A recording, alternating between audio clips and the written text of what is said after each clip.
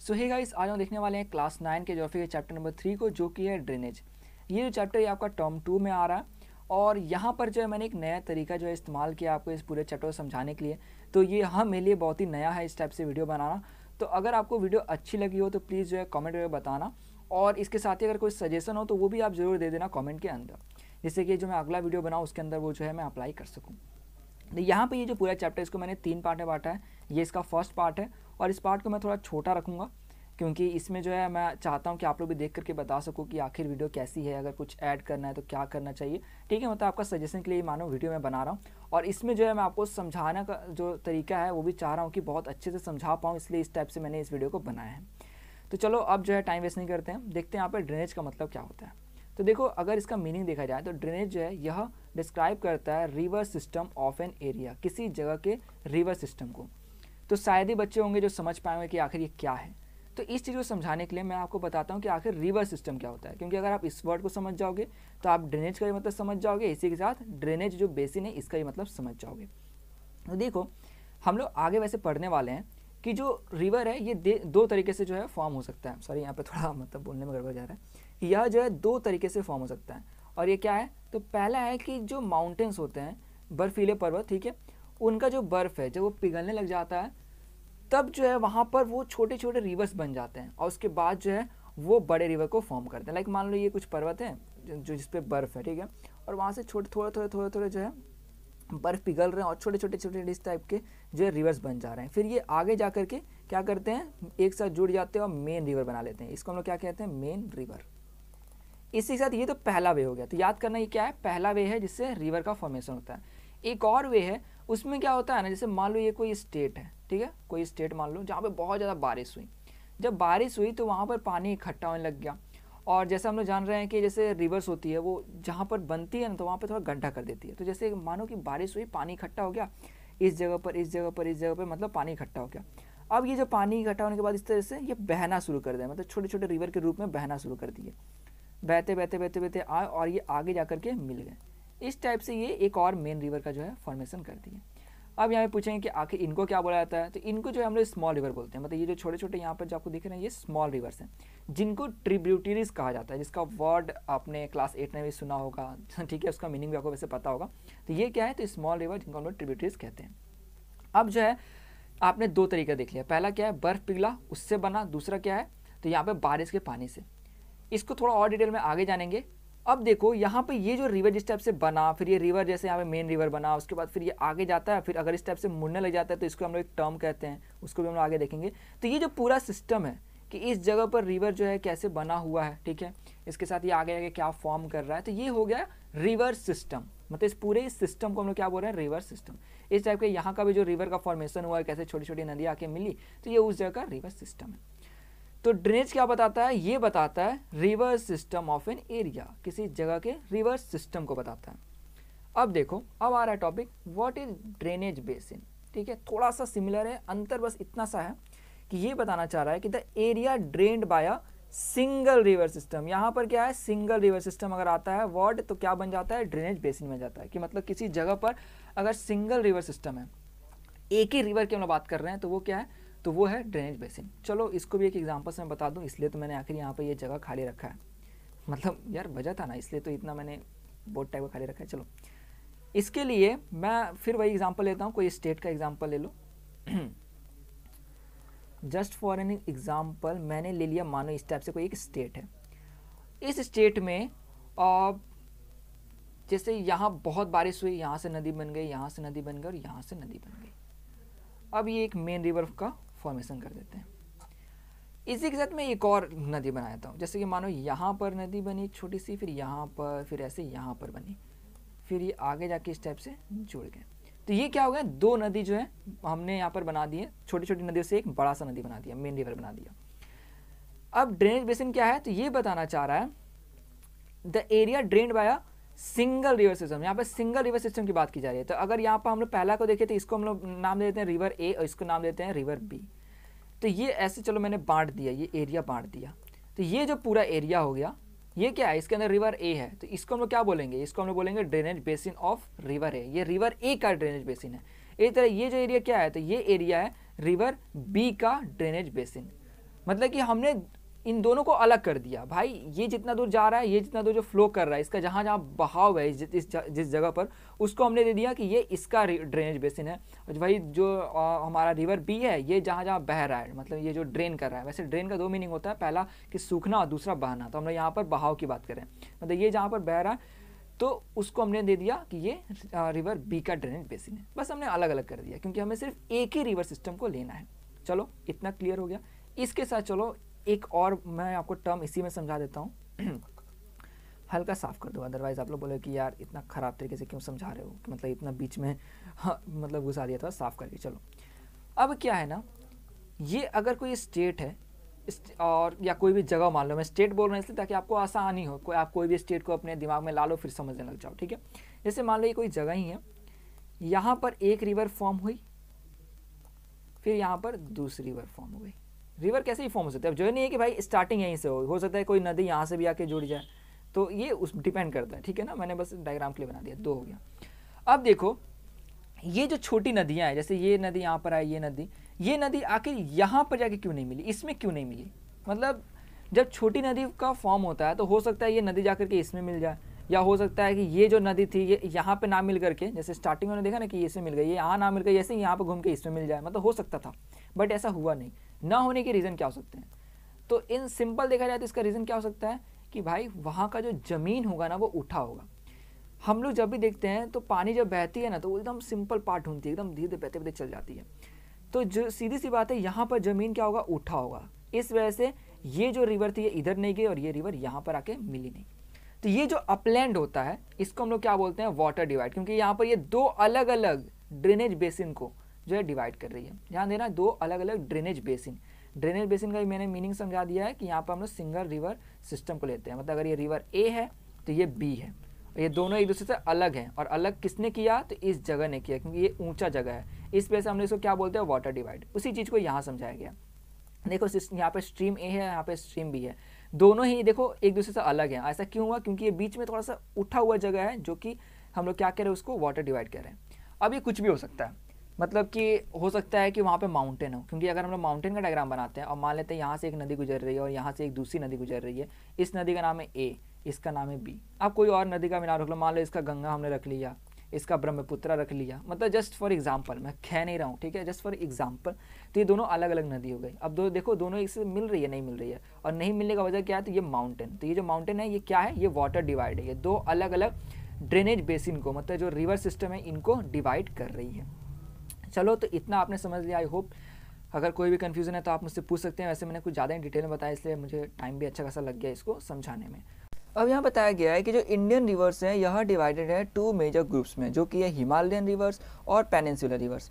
तो देखो मैंने पहले आपको बताया था कि रिवर्स जो है दो तरीके से फॉर्म हो सकते हैं। पहला क्या है कि हिमालय का जो बर्फ़ है वह पिघलेगा तो रिवर फॉर्म हो जाएगा।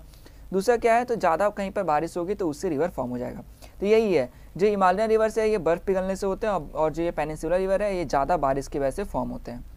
तो यही यहाँ पे कहा गया है कि इनका जो ओरिजिन है, मतलब जिस तरह से ये फॉर्म होते हैं, इसके अलावा भी कुछ डिफरेंसेस हैं, वही हम लोग यहाँ पर देखने वाले हैं।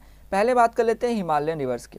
तो ये जो ज़्यादातर हिमालयन रिवर्स होते हैं ना, यह पेरिनियल होते हैं। पेरिनियल का मतलब क्या हुआ कि सालों साल जो है इनके अंदर पानी रहता है।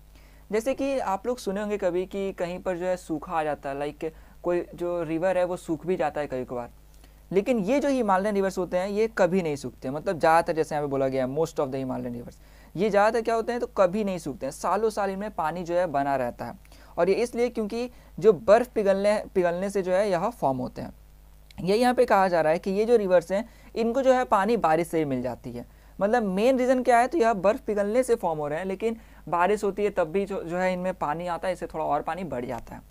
तो इनका मेन रीज़न आप यही याद रखेंगे कि यह किससे होती है, तो बर्फ़ पिघलने से।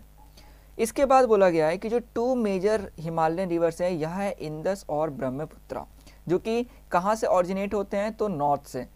अब यहाँ पे अगर मैं आपको मैप पर बताऊँ तो देखिए जो माउंटेन्स है वो इस तरफ है, ठीक है, थोड़ा ऊपर नीचे हो सकता है।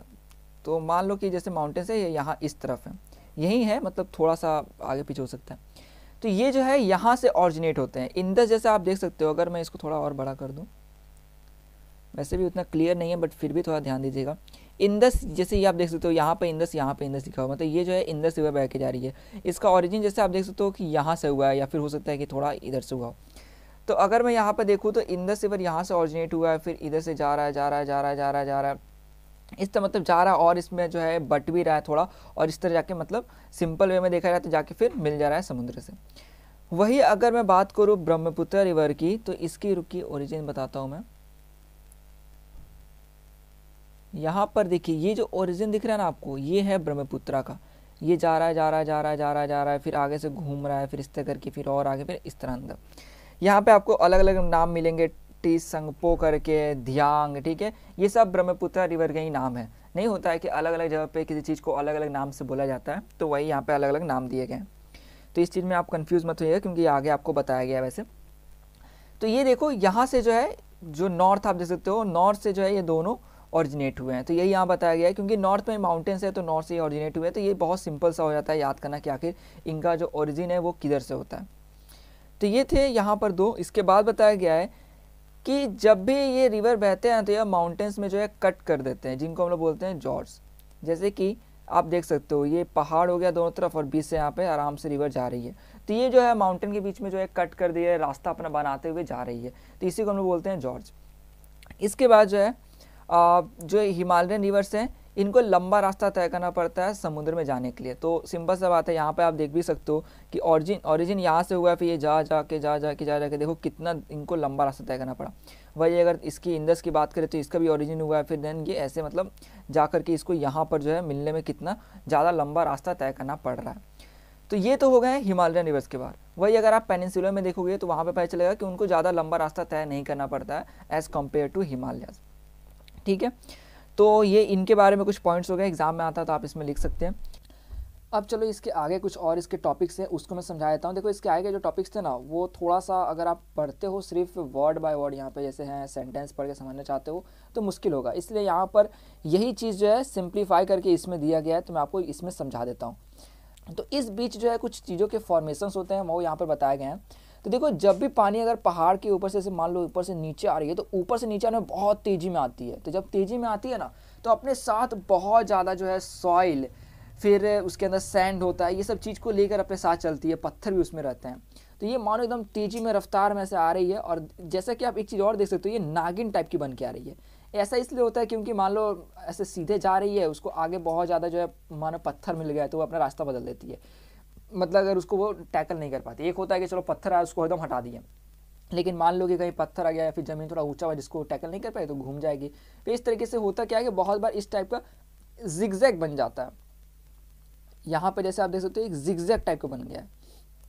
तो ये जो जिगजैग है ना, इस टाइप से ये जो बना हुआ है, इसी को हम लोग क्या बोलते हैं, मियंडर बोलते हैं, ठीक है। इसी जिगजैग को क्या बोलते हैं, मियंडर बोलते हैं। तो एकदम ध्यान से मतलब इसको समझते ना कि जब आती है मतलब एकदम सांप बन के एकदम जिगजैग की तरह, तो उसको हम लोग मियंडर कहते हैं।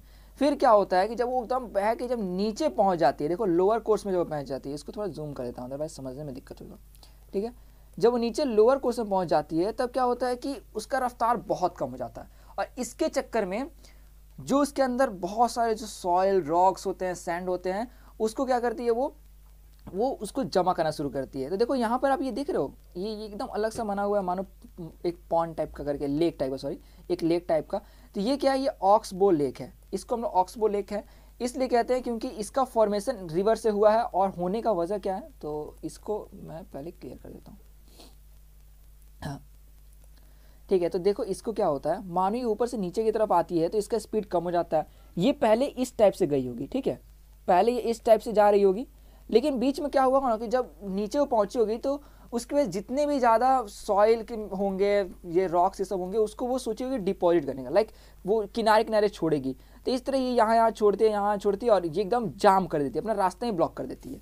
अब ये रास्ता ब्लॉक हो जाता है, अब ये आगे जा नहीं पाती है, तो ये अपना एक नया रास्ता बना लेती है, एक नया रूट बना लेती है, और ये फिर आगे ऐसे जाने लग जाती है। अब ये जो रास्ता ब्लॉक हो गया, तो यहाँ पे जितना भी पानी होगा, अब ये तो फ्लो में नहीं होगा, तो ये कहीं ना कहीं तो जाके रुकेगा ना। इसी से क्या होता है कि जब इस टाइप से रास्ता ब्लॉक हो जाता है, तो ये पानी अब बहाव में नहीं होता है, तो ये जितना दूर तक रहता है उतना ही दूर तक ये भी मतलब रुक जाता है, इसके आगे वो नहीं बढ़ पाता। लाइक ऐसे था, अब ये स्लो हो गया, ठीक है, और पानी नहीं आ रहा है, तो वक्त के साथ साथ यहाँ पर जो भी इसके थोड़े बहुत जो मिट्टी होंगे वो भी जमा होगा और ये पूरा ब्लॉक हो जाएगा। तो इस टाइप से जो है एक शेप बन जाता है, मानो एक लेक टाइप का बन जाता है। अब जैसे कि हमने देखा था कि जब उसका पहला रास्ता ही ब्लॉक कर हो गया यहाँ पर, तो ये ब्लॉक होते ही अपना दूसरा रास्ता बना लेती है और साइड से फिर निकल जाती है। उसने अपने जितने भी सैंड ये सब थे वो सब यहाँ पर छोड़ दिए, अब उसमें सैंड नहीं है तो आराम से अब निकल जाती है। मतलब सैंड रहते हैं, बहुत ही कम रहते हैं, अब वो आराम से निकल जाती है। लेकिन फिर जैसे जैसे और ज़्यादा वो नीचे पहुँचती है, तो जो भी थोड़े बहुत उसके अंदर सैंड रहते हैं, ठीक है, सॉइल रहते हैं और रॉक रहते हैं, उसको भी वो डिपोजिट करना मतलब कि मतलब छोड़ना शुरू कर देती है। इससे होता क्या है कि ये जो है छोड़ देती है, तो देखो बीच में कैसे यहाँ छोड़ दी है, फिर यहाँ पे छोड़ दी है, मतलब बीच बीच में ही छोड़ देती है। इससे वहाँ पर जो है ज़मीन मानो ऐसे उठ सा जाता है, और ये क्या है, तो ये डेल्टा का फॉर्मेशन हो जाता है। मतलब इस टाइप से ज़मीन जो बीच बीच में उठ सा गया है, फिर ये और रास्ता अपना चेंज करती है, ज़मीन उठता जाता है, चेंज करते रहती है। ये क्या हुआ, इतने सारे जो ये आपको छोटे छोटे अपलैंड दिख रहे हैं, इसको हम बोलते हैं डेल्टा। तो इसको भी मैंने क्लियर कर दिया कि आखिर क्या क्या चीज़ होते हैं। वही चीज़ यहाँ पर एकदम लिखा हुआ है, बट एक थोड़ा ज़्यादा ही सिंपल लैंग्वेज में लिखा है इधर, ठीक है ना। अगर आप पढ़ने जाते हो तो थोड़ा समझने में दिक्कत हो सकता है, इससे मैंने सिंपल में बता दिया। तो ये था पूरा माउंटेन के बारे में। अगर देखो तो आप यहाँ पर मैंने 4 पॉइंट्स दे दिए हैं, ठीक है। इसके साथ आप जो है मतलब अगर एग्ज़ाम में आता है तो लिख सकते हो इसके बारे में कुछ और, अगर आप एक्स्ट्रा पॉइंट में लगा सकते हो, लाइक ये नीचे जाकर के ऑक्सबोल लेक का फॉर्मेशन करती है, मतलब और भी ये जो पॉइंट्स है मेंढर का फॉर्मेशन करती है, ये इसमें आप डाल सकते हो। तो आपको 6-7 पॉइंट आराम से मिल जाएंगे। 4 तो मैंने मेन दे ही दिए। इसके साथ आता है पेनिनसुलर रिवर्स। पेनिनसुलर रिवर क्या हो गया, तो यह सीजनल होते हैं, क्योंकि यह जो है डिपेंडेंट होते हैं रेनफॉल में। अगर ज़्यादा बारिश हुई तो इनमें पानी भी बढ़ेगा, और बारिश नहीं हुई तो हो सकता है कि ये सूख भी जाए। तो ये ऐसे होते हैं पेनिनसुलर रिवर्स। पेनिनसुलर रिवर्स जो होते हैं वो हिमालयन जो रिवर्स हो गए उनके कंपैरिजन में शॉर्ट होते हैं और सेलवर होते हैं। सेलवर मतलब कि उनमें ज़्यादा पानी नहीं रहता, इसलिए गहराई ज़्यादा नहीं होती है। शॉर्ट अगर होने के जैसे मैं आपको दिखा दूँ कि कुछ पेनिनसुलर रिवर्स को, तो जैसे यहाँ पर आप देखो ये नर्मदा, ठीक है, और ये तापी। तो नर्मदा का ओरिजिन यहाँ पर हुआ है, जैसे आप देख सकते हो, और तापी का यहाँ पे। अब ये यहाँ से जो है जा रही है और ये अरेबियन सी में मिल गए, फिर जिसे तापी जो है जाके अरेबियन सी में मिल गई। तो देख सकते हो यहाँ पर हमने देखा था मतलब हिमालयंस को कितना ज़्यादा लंबा रास्ता तय करना पड़ रहा है, लेकिन इनको बहुत कम लंबा रास्ता तय करना पड़ रहा है। इस तरह यहाँ पर भी देख लो, यहाँ पर भी कुछ का जो है ओरिजिन हुआ है, फिर ये इधर से जाके मिल गया। तो ये जो पेनिनसुलर रिवर्स जो होते हैं ये मतलब ज़्यादा लंबा रास्ता इनको तय नहीं करना पड़ता। इसके साथ However, some of them originate in the Central Highlands. Central highland कहाँ पर है, तो ये रुकिए एक सेकेंड। सेंट्रल हाईलैंड जो है वो कुछ इधर मतलब बीच का हिस्सा आप कह सकते हो कि है, थोड़ा ऊपर नीचे हो सकता है।